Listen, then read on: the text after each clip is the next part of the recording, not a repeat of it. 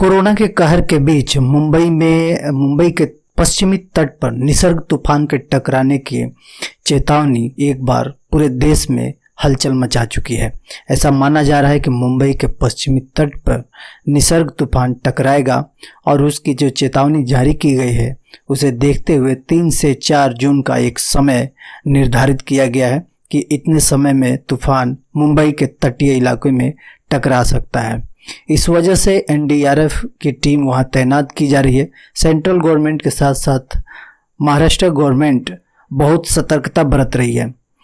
देखिए, मुंबई में पहले से ही कोरोना का कहर काफ़ी ज़्यादा था, वहाँ पे केसेस भी सबसे ज़्यादा हैं और जगह जगह हॉस्पिटलों में कोरोना के मरीज भर्ती हैं और आए दिन हर दिन लगभग 500-600 केसेस नए बढ़ रहे हैं। अब अनलॉक 1 भी स्टार्ट हो गया है।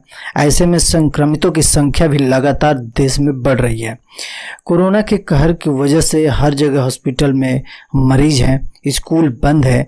लेकिन सवाल ये है कि अगर निसर्ग तूफान आता है और किसी भी वजह से बिजली व्यवस्था ठप हो जाती है तो इन मरीजों की हालात क्या होगी या इन हॉस्पिटलों के हालात क्या होंगे, कोरोना के मरीजों को कैसे अच्छी एक ट्रीटमेंट दी जाएगी, ये भी एक बड़ा सवाल है। और इसी सवाल की वजह से राज्य सरकार और केंद्र सरकार दोनों काफ़ी चिंतित हैं और सतर्क हैं कि कैसे इस कहर से निपटा जाए। हमने कुछ दिन पहले ही देखा कि पश्चिम बंगाल में अम्फान तूफान की वजह से वहाँ पे बिजली व्यवस्था और वाटर सप्लाई दोनों ही बुरी तरीके से प्रभावित है और उसका प्रभाव अभी तक देखा जा रहा है।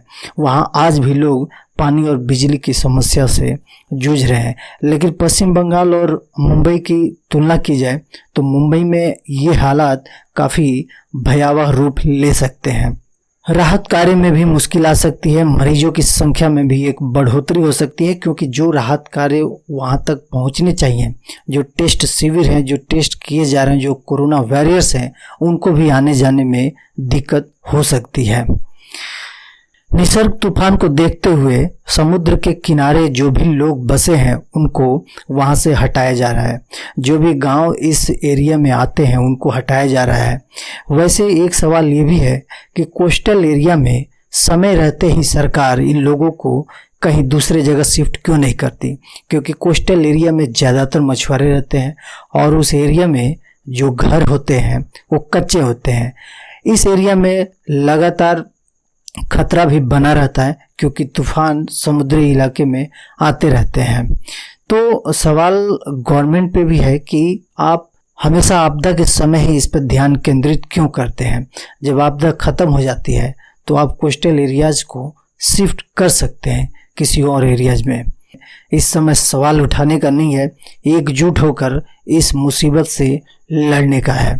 तो देखते हैं कि ये तूफान हमें नुकसान पहुंचाता है या हम इस तूफान को भी एक गति के साथ और एक सतर्कता के साथ निपट लेते हैं।